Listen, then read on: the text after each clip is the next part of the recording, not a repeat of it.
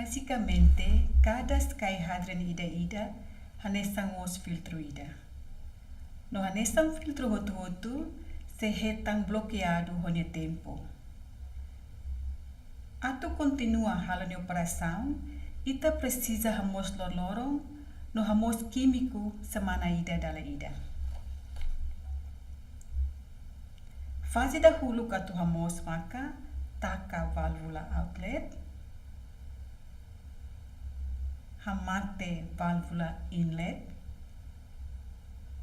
tuir mai, hamamar carfating volta tolu completo. Ida, rua, tolu.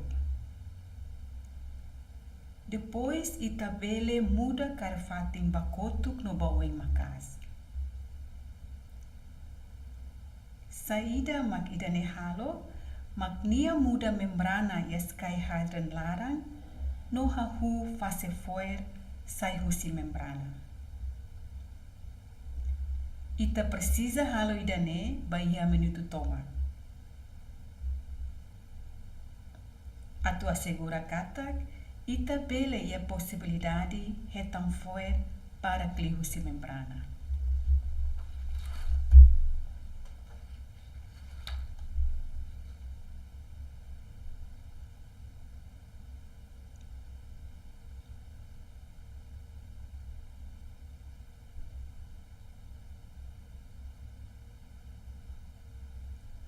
Wan hira ita halo te ida ne, ita bele. Atu halo ida ne, ita precisa loke nini abertura iha pata leteng ne. Hahu halo drenagem ba SkyHydrant. Loke válvula drenagem nia. Wan hira SkyHydrant ne halo drenagem, ita bele na fating muda kar fating ne bakotuk no baoing. Atu ajuda a para foer, atu bele te a membrana larang. Halo ida ne, tobe para suli. Taka válvula drenagem nia. Loke válvula inlet nia. Agora, SkyHydrant bele começa a encerrober. Wan hira na konu, ita bele halo limpeza extra hodi muda carfating ne pakotuk no baoi to beha usai se ventilação. Quando ida ne acontece, taka ventilação no hahu halometing carfating. Ita precisa de halometing usa limão fuang.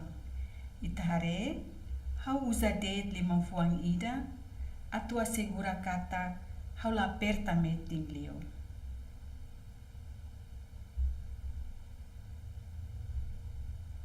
Wan hira ida ne meting ona, ita bele loke válvula outlet,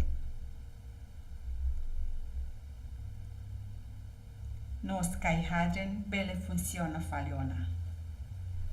Ikus lio, marca ia horário kata, ita completa ona limpeza.